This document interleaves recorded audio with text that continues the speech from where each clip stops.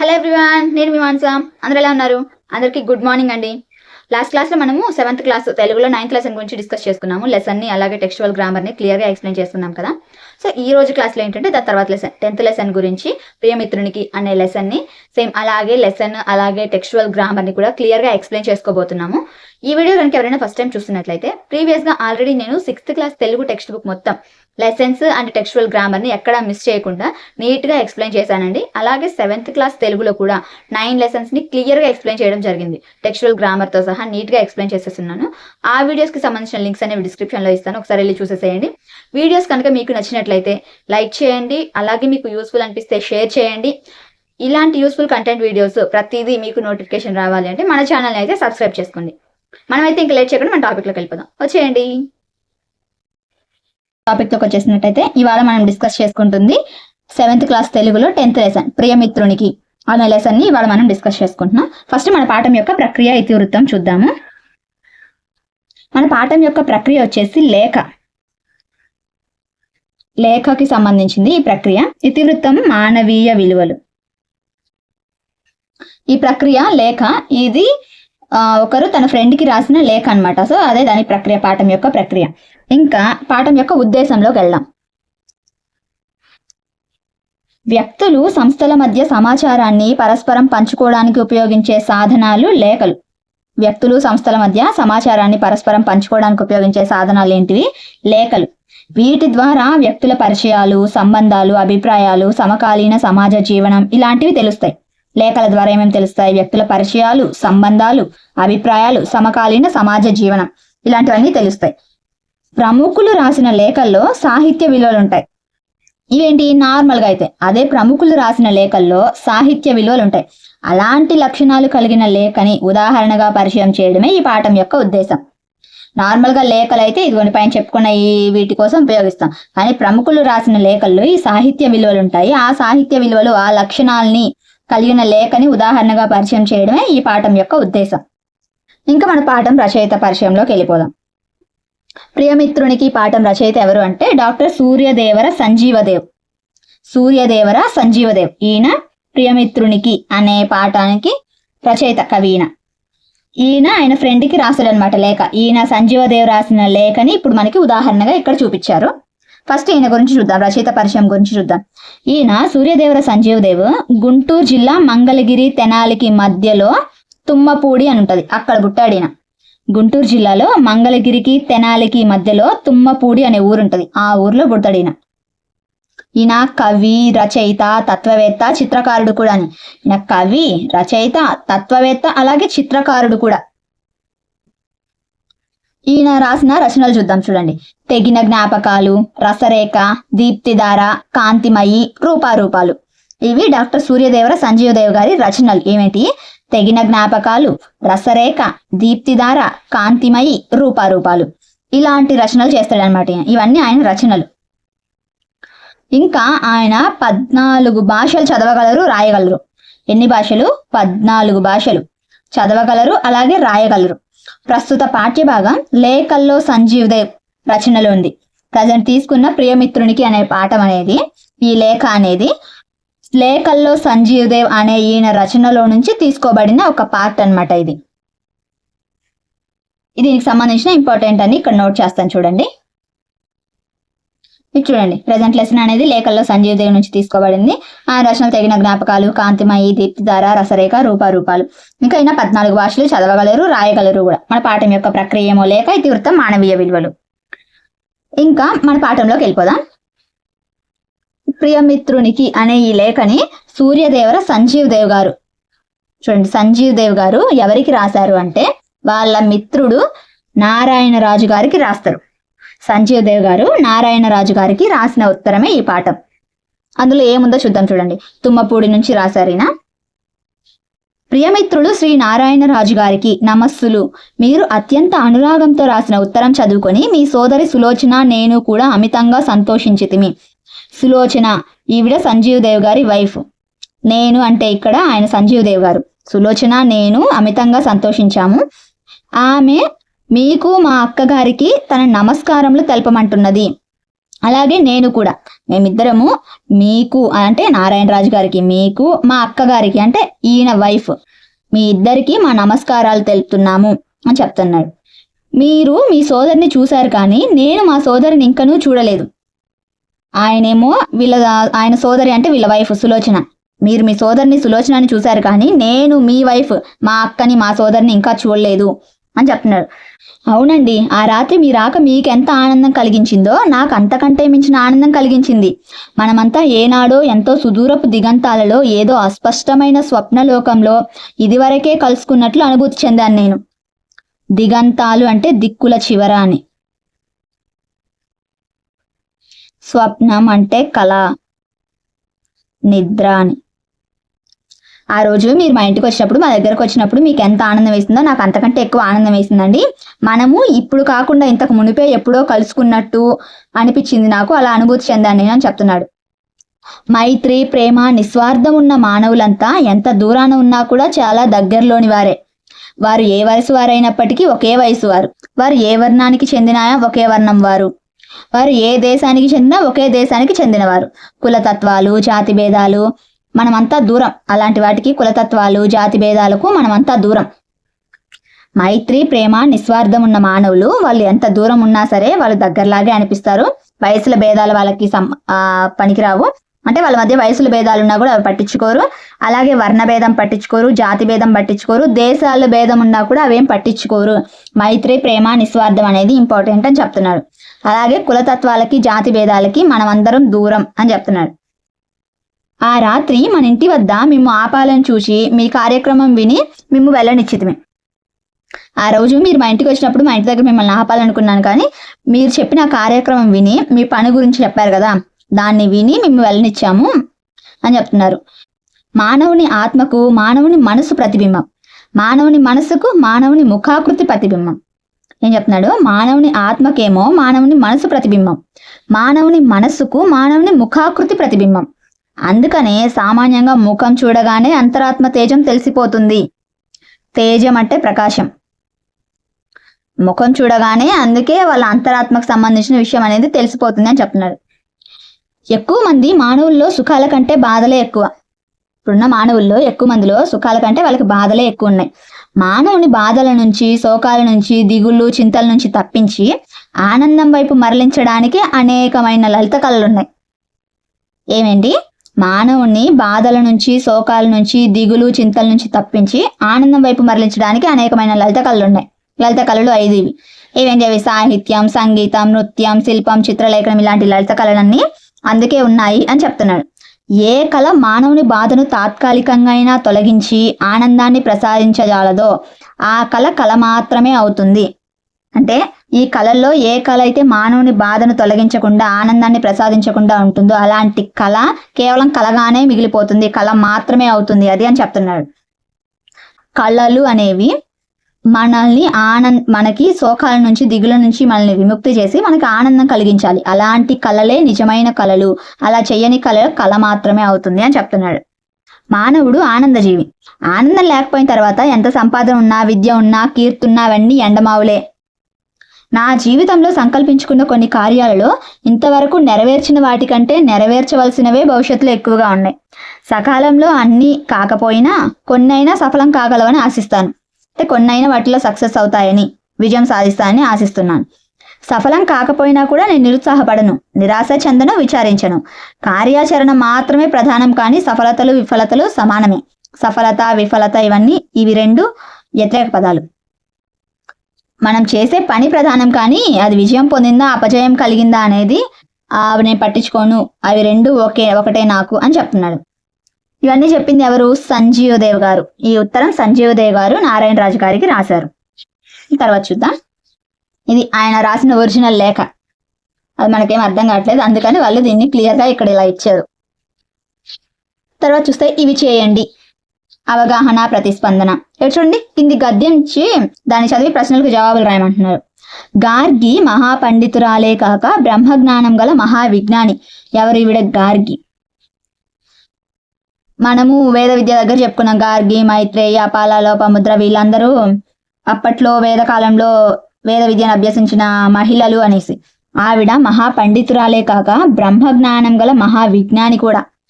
ఆనాటి మహర్షులలో అగ్రేసరుడైనటువంటి బ్రహ్మజ్ఞాని అయినటువంటి యజ్ఞవల్కుడు, అప్పటి మహర్షులలో యజ్ఞవల్కుడు టాప్ అంట.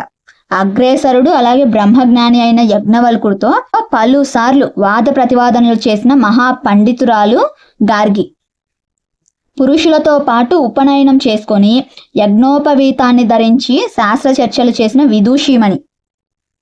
పురుషులు అప్పట్లో పురుషులకే ఉపనయనం చేసి జంధ్యం వేసేవాళ్ళు. యజ్ఞోపవేతం అంటే జంధ్యం, ఆ జంధ్యం వేసేవాళ్ళు. వాళ్ళతో ఈక్వల్గా ఈవిడ కూడా ఉపనయనం చేసుకొని యజ్ఞోపవేతాన్ని ధరించి శాస్త్ర చర్చలు చేసిన విదూషీమణి ఈవిడ. ఈమె జనక మహారాజు ఆస్థానంలో పండితురాలు. ఎవరి ఆస్థానం? జనక మహారాజు ఆస్థానంలో పండితురాలు ఈవిడ. పురుషులతో పాటు స్త్రీలకు సమాన ప్రతిపత్తే కాకుండా ఏ విషయంలోనూ స్త్రీలు పురుషులకు తీసిపోరని చాటిన మహిళ గార్గి. ఇక్కడ చూసుకున్నాము. మీరు చూడండి, అప్పటి మహర్షులలో అగ్రేసరులు ఎవరు? యజ్ఞవల్కుడు. బ్రహ్మజ్ఞానం గల మహావిజ్ఞాని ఎవరు? గార్గి. బ్రహ్మజ్ఞానం గల మహావిజ్ఞాని ఆవిడ. చూడండి, పండితురాలే కాక బ్రహ్మజ్ఞానం గల మహావిజ్ఞాని. యజ్ఞోపవీతం అనే పదానికి అర్థం ఏంటి అంటే జంధ్యం. గార్గి ఎవరి ఆస్థాన పండితురాలు? జనక మహారాజు ఆస్థాన పండితురాలు. నెక్స్ట్ వ్యక్తీకరణ, సృజనాత్మకత. భాషాంశాలు చూడండి. గీత గీసిన పదాలకు అర్థాలు రాయాలంట. మైత్రి అంటే స్నేహం. కళ మానవుని బాధను తాత్కాలికంగా తొలగిస్తుంది. తాత్కాలికంగా అంటే అప్పటికప్పుడు అని. నెక్స్ట్ సులోచన, నేను కూడా అమితంగా సంతోషించాను. అమితంగా అంటే ఎక్కువగా అని. ముఖం చూడగానే అంతరాత్మ తేజం తెలిసిపోతుంది. తేజం అంటే ప్రకాశం, ఆల్రెడీ చెప్పుకున్నాం. నేను జీవితంలో సంకల్పించుకున్న కార్యాలు ఎక్కువగా ఉన్నాయి. కార్యాలు అంటే పనులు. సఫలం కాకపోయినా కూడా నిరుత్సాహపడను. సఫలం కావడం అంటే విజయం పొందడం, సక్సెస్ అవ్వడం, విజయం పొందడం అని. కింది వాక్యాల్లో సమానార్థక పదాలను గుర్తించి రాయమంటున్నాడు. చూడండి. పూర్వకాలంలో ఉత్తరాలు రాసేవారు. లేఖలు సమాచారం చేరవేయడానికి ఉపయోగిస్తారు. ఉత్తరాలు, లేఖలు. జాబు రాసే అలవాటును అందరూ నేర్చుకోవాలి. జాబు, ఉత్తరాలు, లేఖలు, జాబు. నెక్స్ట్ చూడండి. శోకంతో మనసు వికలమవుతుంది. బాధ కలిగినప్పుడు ఏడుపు వస్తుంది. శోకం, ఏడుపు. బాధ కూడా అలాగే వస్తుంది. శోకం, బాధ, ఏడుపు. సమాజంలో మంచి సేవ చేసిన వారికి కీర్తి కలుగుతుంది. అలాంటి వారికి పేరు ప్రఖ్యాతులు వస్తాయి. కీర్తి, పేరు ప్రఖ్యాతులు. చూడండి. తర్వాత ప్రకృతి వికృతులు. కథ, కథ. ముఖము, మొగము. కీర్తి, కీరితి. విద్య, విద్యే. కార్యము, కజ్జము. శ్రీ, సిరి. ఆల్రెడీ వచ్చింది. శ్రీ, సిరి, విద్య, విద్య, ఇవన్నీ ముఖము, మొగము ప్రీవియస్ క్లాసెస్ లో కూడా వచ్చాయి మనకి. ఈ వ్యతిరేక పదాలను జతపరచాలంటే చూడండి. సుఖము, దుఃఖము. సఫలం, విఫలం. ఆల్రెడీ లెసన్ లోనే చెప్పుకున్నాం. నిస్వార్థం, స్వార్థం. స్పష్టమైన, అస్పష్టమైన. తాత్కాలికం, శాశ్వతం.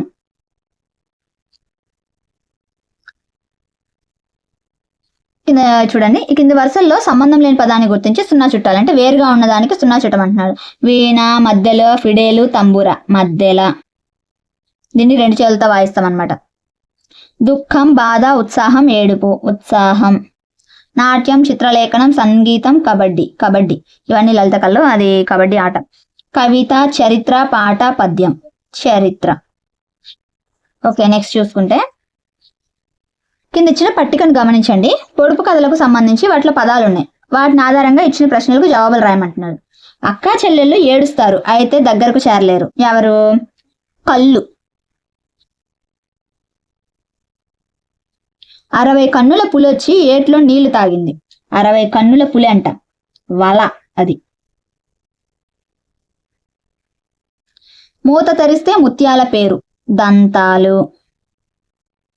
ఉరుములు మెరుపులు లేకుండా ఉత్తరాది చెరువు నిండే. ఉరుములు మెరుపులు లేకుండా ఉత్తరాది చెరువు నిండే అంటే టెంకాయ. మా తాత 2 బొమ్మలు తెస్తే ఒక బొమ్మ ఆడుతుంది, ఒక బొమ్మ ఆడదు. అదేంది? తిరగలి.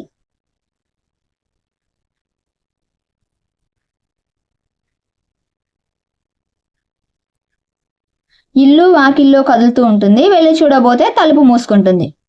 ఇల్లు వాకిలితో కదులుతూ ఉంటుంది, వెళ్ళి చూడబోతే తలుపు మూసుకుంటుంది. అంటే ఏందది? నత్త. ఎన్ని కళ్ళున్నా 2 కళ్ళతోనే చూసేది, నెమలి. ఒకటే అక్షరం, అది లేకపోతే ఈ ప్రపంచంలో మనుషులే ఉండరు, స్త్రీ. ఇది. ఇంకా వ్యాకరణ అంశాలు చూడండి. కింది వాక్యాలను చదవండి. సుమేధ పాఠం చదువుతుంది, సాహిత్య పూలు కోస్తుంది, అరుణ వంట చేస్తుంది, సృజన నాట్యం చేసింది, బాలకృష్ణ దినపత్రిక చదువుతున్నాడు. ఈ వాక్యాల్లో కర్త కర్మ క్రియలను గుర్తించాలంట. మనం ఆల్రెడీ ప్రీవియస్ క్లాస్ లో వచ్చింది. కర్త అంటే చేసే పని, ఎవరైతే ఆ పని చేస్తున్నారో వాళ్ళు కర్త. కర్మ అంటే కర్త. మనము క్వశ్చన్ చేసుకోవాలి, ఎవరిని, వేనిని, దేనిని అని క్వశ్చన్ చేస్తే వచ్చే ఆన్సరే కర్మ అని చెప్పుకున్నాం. సో క్రియ అంటే చేసే పని. ఇప్పుడు చూడండి, సుమేధ పాఠాన్ని చదువుతుంది కదా, ఇందులో కర్త ఎవరు చేసేది? సుమేధ. ఎవరు అన్నప్పుడు అప్పుడు కర్త. అది. కర్మ ఏంటి? ఏం చేస్తుంది? దేనిని చేస్తుంది? వేటిని చేస్తుంది? పాఠం చదువుతుంది. ఏం చదువుతుంది అంటే పాఠం చదువుతుంది. సో పాఠం అనేది కర్మ. ఏం చేస్తుంది అంటే చదువుతుంది. సో అది క్రియ. తర్వాత చూద్దాం. సాహిత్య పూలు కోస్తుంది. ఎవరు? సాహిత్య. సో ఇది కర్త. ఏం చేస్తుంది? పూలు కోస్తుంది. ఏమి కోస్తుంది? పూలు. సో ఎవరిని, దేనిని, ఏమి, వేటి, ఇలా క్వశ్చన్ చేసుకుంటే వచ్చేది కర్మ. ఇది కర్మ. ఏం చేస్తుంది? కోస్తుంది. సో ఇది క్రియ. అలాగే ఇప్పుడు అరుణ వంట చేసింది. ఎవరు? అరుణ. కర్త. ఏం చేసింది? వంట. వంట అనేది కర్మ, చేసింది అనేది క్రియ.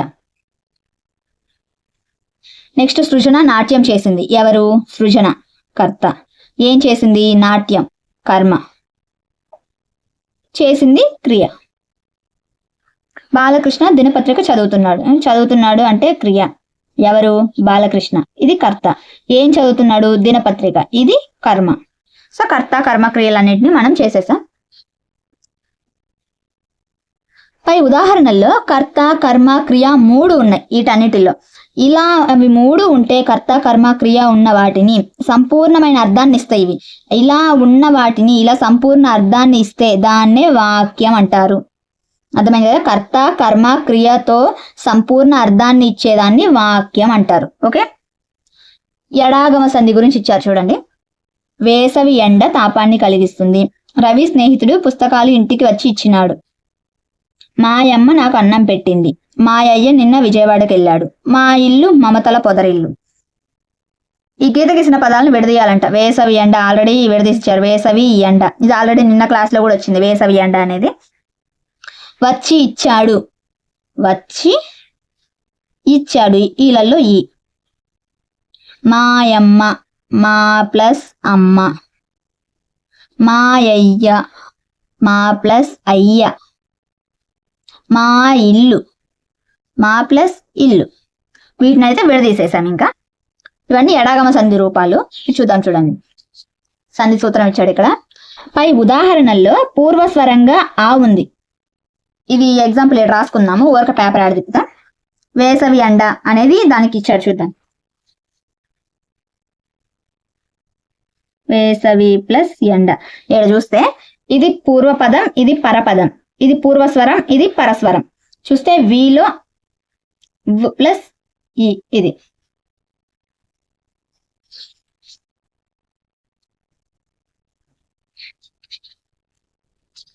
ఇక్కడ చూడండి. ఇక్కడేమో వేసవి ఎండ ఇచ్చారు కదా, ఇక్కడేమో సెల ఏరు అని ఇచ్చారు. సో ఇవన్నీ అలాగే ఉన్నాయి, కానీ ఎగ్జాంపుల్ గా ఇచ్చింది మాత్రం ఇక్కడేమో సెల ఏరు ఇచ్చారు, ఇక్కడేమో వేసవి ఎండని ఎగ్జాంపుల్ గా చేసుకొని ఇచ్చారు. కానీ ఇక్కడ సంధి సూత్రం మాత్రం చూడండి, సెల ఏరుని బేస్ చేసుకొని ఇచ్చాడు సంధి సూత్రం. సెల ఏరుని బేస్ చేసుకొని ఇక్కడ సంధి సూత్రం ఎలా అయితే ఉందో సేమ్ ఇక్కడ కొత్త టెక్స్ట్ బుక్ లో కూడా సంధి సూత్రం అలాగే ఇచ్చాడు. అంటే ఎగ్జాంపుల్ గా సెల ఏరుని ఎగ్జాంపుల్ గా తీసుకొని ఎలా అయితే చెప్పాడో ఇక్కడ సంధి సూత్రం దాన్ని బేస్ చేసుకొని ఇక్కడ సంధి సూత్రం అనేది ఇవ్వడం జరిగింది. ఇప్పుడు దీన్ని మనం వేసవి ఎండకి దాన్ని అన్వయించుకొని దాన్ని బట్టి చెప్పుకుందాం. చూడండి. సరే, సెల ఏరు కూడా ఇక్కడ రాసి చెప్తాను, దాంతోపాటు వేసవి ఎండ కూడా ఎగ్జాంపుల్ గా చెప్తాను.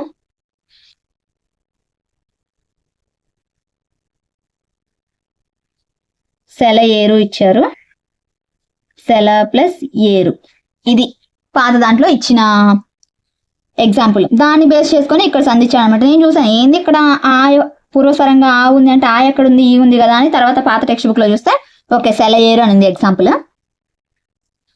చూడండి, సెలయేరులో సెల ప్లస్ ఏరు విడదీస్తే ఇది పూర్వ పదము పరపదము. పూర్వస్వరం ఏంది, ఇల్లు ప్లస్ ఆలో ఆ పూర్వస్వరం, ఏ పరస్వరం. ఇప్పుడు పై ఉదాహరణలో పూర్వస్వరంగా ఆ ఉంది, అవును. పరస్వరంగా ఏ ఉంది, సంధి జరిగే అవకాశం లేదు. అలాంటి సందర్భంలో పరస్వరానికి ముందు ఈ ఆగమంగా వచ్చి ఏమైందంటే సెల ఏరు అయింది. ఈ ప్లస్ ఏ కాస్త ఏ అయింది, అప్పుడు సెల ఏరుగా మారింది అది. కాబట్టి ఇది ఎడాగమ సంధి అని చెప్తున్నాడు. ఇప్పుడు అదే వేసవి ఎండని ఎగ్జాంపుల్ గా చెప్పుకుంటే, మనకి వేసవి ఎండ ఇచ్చాడు కొత్త టెక్స్ట్ బుక్ లో, కాబట్టి దాన్ని ఎగ్జాంపుల్ గా చెప్పుకుంటే పూర్వస్వరంగా ఈ ఉంది, పరస్వరంగా ఏ ఉంది, సంధి జరిగే అవకాశం లేదు కాబట్టి ఈ ఆగమంగా వచ్చి ఈ ప్లస్ ఏ అయింది, అప్పుడు వేసవి ఎండ అయింది అది. అర్థమైందా మీకు? సో అది రెండు ఎగ్జాంపుల్ని మనం చెప్పుకున్నాము. ఈ కింది పదాల మధ్య యకారం చేర్చి రాయమంటున్నాడు. మంచి అదను, మంచి యదను. 10 + 6000, 16,000. పాడి ప్లస్ ఆవు, పాడియావు. ఏలి ప్లస్ ఉన్న, ఏలియున్న. నా ప్లస్ అనుభవం, నా అనుభవం. ఇవన్నీ ఎడాగమ సంధి రూపాలు. ఇవన్నీ చూడండి, రెండింటికి ఎగ్జాంపుల్స్ చెప్పుకున్నాం మనం. ఇది పాత టెక్స్ట్ బుక్ లో ఉన్న ఎగ్జాంపుల్, ఇది కొత్త టెక్స్ట్ బుక్ లో ఉన్న ఎగ్జాంపుల్, రెండు చెప్పుకున్నాము. ఈ మిగిలిన ఎగ్జాంపుల్స్ అన్ని, ఇక్కడ ఉన్న ఎగ్జాంపుల్స్ అన్ని సేమ్ అయ్యే ఉన్నాయి. తర్వాత చూస్తే ప్రాజెక్ట్ పని. నెక్స్ట్ సుభాషితం చూడండి ఇక్కడ. పరహితము సేయునెవ్వడు పరమహితుండగును భూత పంచకమునకు. పరహితమే పరమధర్మము, పరహితునకు నెదురు లేదు పర్వేందుముఖి. పర్వేందుముఖి అంటే పార్వతి అని. ఓ పార్వతీదేవి, ఎవరైతే ఇతరులకు సహాయం చేస్తారో, పరహితము అంటే పరులకు చేసే హితము అంటే మేలు, పర అంటే పరులు, ఎవరైతే ఇతరులకు సహాయం చేస్తారో అటువంటి వారు భూత పంచకము అంటే పంచభూతాలు, ఈ పంచభూతాలకి వాళ్ళు ఇష్టమైన వాళ్ళు అవుతారు. అలాగే పరహితము కంటే పరమ ధర్మము ఇంకొకటి లేదు. పరహితం పక్కన వాళ్ళకి సహాయం చేయడానికి మించిన ధర్మం వేరే లేదు. అలా సహాయం చేసేవారు పంచభూతాలకి కూడా మంచిగా ఇష్టమైన వాళ్ళు అవుతారు అని ఈ పద్యం యొక్క భావం. తర్వాత నేనివి చేయగలనా ఉపాధ్యాయులకు సూచనలు. చూడండి, చదవండి ఆనందించండిలో గురుభక్తి. ఇవాళ మన లెసన్ ఏంటి, ఇవాళ మన కథ ఏంటంటే గురుభక్తి. ఒకరోజు దౌమ్య మహర్షి ఆశ్రమంలో కూర్చొని ఉంటాడు. దౌమ్య మహర్షి ఆయన పేరు వచ్చింది. ఆ సమయంలో వర్షం ఏకదాటిగా కురుస్తూ ఉంటది. ఏకదాటిగా అంటే ఆగకుండా కురుస్తూ ఉంటది. ఆశ్రమ ప్రాంతం అంతా జలమయం అయిపోయింది. వెంటనే దౌమ్య మహర్షి ఏం చేస్తాడంటే శిష్యులను పిలిచి ఇలా అంటాడు, శిష్యులారా, మన పంట చేనుకు పక్కనున్న కాలువ గట్టు సక్రమంగా లేకపోతే మన పంట మొత్తం నీలపాలవుతుంది. అదే జరిగితే మనం ఆశ్రమంలో అందరూ పస్తులు ఉండాలి. ముందు మీరు ఎవరైనా ఒకరు వెళ్ళి పంట పొలాన్ని చూసిరండి అని అంటాడు. గురువు మాటలకు అందరు తలలోంచుకొని రకరకాల కారణాలు చెప్తారు తప్ప వర్షంలో పంట చేనుకు పోవడానికి ఎవ్వరూ సాహసించరు. అక్కడున్న ఆరుని అనే శిష్యుడు ఏం చేస్తాడంటే, ఆరుని లేచి, గురుదేవా, ఆశ్రమానికి ఆహారం అందించే పంట చేను ఎలా ఉందో నేను చూసి వస్తాను అని చెప్పి పంట చేను దగ్గరికి పోతాడు. ఆరుని పంట చేను దగ్గర చేరుకుంటాడు. అక్కడ ఒక చోట కాలువకి చిన్న గండి పడి ఉంటుంది అనమాట. ఆ గండిలోంచి నీళ్ళన్నీ పొలాల్లోకి వస్తూ ఉంటాయి. గండి అంటే చిన్న హోల్ పడుతుంది, అవి వస్తూ ఉంటాయి. ఆరుని ఏం చేస్తాడంటే గడ్డి, రాళ్ళు, రప్పలు అన్నీ తెచ్చి ఆ గండికి అడ్డంగా వేస్తాడు. అయినా ప్రవాహం ఆగదు. ఇంకా ఒక ఉపాయం ఆలోచించి ఏం చేస్తాడంటే తానే గండికి అడ్డంగా పడుకుంటాడు. ఆ హోల్ ఉంటుంది కదా, ఆ హోల్కి అడ్డంగా పడుకుంటాడు, వాటర్ రాకుండా. ఇంకా ప్రవాహాన్ని అడ్డుకుంటాడు. తెల్లారుతుంది. దౌమ్య మహర్షి ఆరుని వెతుక్కుంటా పంచచేను దగ్గరకు పోతాడు. ఆడిపోయి చూసేసరికి అడ్డంగా పడుకొని చలికి తడిచి వణుకుతా ఉన్న ఆరుని అడగానొస్తాడు. ఇంకా మహర్షి అతని దగ్గరకు వచ్చి పరిస్థితిని చూసి ఆశ్రమానికి తీసుకొని పోయి సాయంత్రానికి ఆరుని కోలుకుంటాడు. ఇంకా గురువు దగ్గరకు వచ్చి నమస్కారం చేస్తాడు. అప్పుడు దౌమ్య మహర్షి అంటాడు, నీ గురుభక్తి కార్యదీక్ష వెలకట్టలేనిది అని ఆరుని మెచ్చుకుంటాడు. ఇదంతా చూస్తున్న మిగతా శిష్యులు ఏం చేస్తారంటే సిగ్గుతో తలలోంచుకుంటారు. గురువుపై భక్తి ఉన్న వాళ్ళకి ఆయన చెప్పిన ఏ పని కష్టంగా అనిపించదు. వాళ్ళు మంచి కార్యాలు చేస్తూ ఉత్తమ శిష్యులుగా అందరి మన్ననలు పొందుతారు. అదే ఈ పాఠం యొక్క థీమ్. ఏంటంటే గురువు మీద భక్తి ఉన్న వాళ్ళకి ఆయన చెప్పిన ఏ పని కష్టంగా అనిపించదు. ఇప్పుడు మిగిలిన వాళ్ళకి ఏంది, వర్షంలో పోవడం కష్టం అనిపించింది. అదే ఆరునికి నిజమైన భక్తి ఉంది కాబట్టి గురువు చెప్పిన వాటికి వాల్యూ ఇవ్వాలనుకున్నాడు కాబట్టి అది కష్టం అనిపించకుండా వెళ్ళిండు అనమాట. అలాంటి వాళ్ళు ఉత్తమ శిష్యులుగా అందరి మన్ననలు పొందుతారు అనేది గురుభక్తి యొక్క థీమ్. ఇక్కడ మెయిన్ ఎవరంటే దౌమ్య మహర్షి, ఆరుని. ఇది చూడండి, జాజి పువ్వు నాజూకు జాజాము నవకంబు మల్లె పువ్వుల పరిమళ పరివాహంబు తెలుగు భాష అని చెప్పింది ఎవరంటే రాయపురోలు సుబ్బారావు గారు. ఇంతటితో మనకి 10th లెసన్ ప్రియమిత్రునికి లెసన్ కూడా అయిపోయింది. మనం ఈ లెసన్ ని కూడా క్లియర్ గా గ్రామర్ పార్ట్ తో సహా క్లియర్ గా ఎక్స్ప్లెయిన్ చేసేసుకున్నామండి. చూసారు కదా 10th లెసన్ ని కూడా ప్రియమిత్రునికి అనే లెసన్ ని కూడా మనమైతే క్లియర్ గా ఎక్స్ప్లెయిన్ చేసుకోవడం జరిగిందండి. టెక్స్చువల్ గ్రామర్ తో సహా క్లియర్ గా ఎక్స్ప్లెయిన్ చేసేసుకున్నాము. ఇందులో అక్కడ మారింది చూసాం కదా, అక్కడ ఒక్క చోట మారింది అనేసి అదేం చేశారంటే ఎగ్జాంపుల్ నేమో మార్చేసి దానికి సంబంధించిన సంధి సూత్రాన్ని ఏమో ప్రీవియస్ సంధి సూత్రం ఎగ్జాక్ట్ గా దించి అక్కడ పెట్టేశారు. కానీ మనము ఇప్పుడు ఇచ్చిన ఎగ్జాంపుల్ కి ఎలా సంధి సూత్రాన్ని అన్వయించుకోవాలో దాన్ని చెప్పుకున్నాము. అలాగే ప్రీవియస్ ఆ సంధి సూత్రానికి సంబంధించి ప్రీవియస్ ఎగ్జాంపుల్ ని కూడా మనం చెప్పుకోవడం జరిగింది. సో దాన్ని అయితే మనం క్లియర్ గా ఎక్స్ప్లెయిన్ చేసేసుకున్నాము. ఈ వీడియో కనుక మీకు నచ్చినట్లయితే ఖచ్చితంగా లైక్ చేయండి. వీడియో చూసిన తర్వాత మీ ఫీలింగ్ ఏంటి అనేది కామెంట్ చేయండి. అలాగే ఈ వీడియో మీకు యూస్ఫుల్ అనిపిస్తే ఖచ్చితంగా మీ వాళ్ళకి షేర్ చేసేయండి. ఇలాంటి యూస్ఫుల్ కంటెంట్ వీడియోస్ని మిస్ అవ్వకుండా రావాలంటే మన ఛానల్ అయితే సబ్స్క్రైబ్ చేసుకోండి.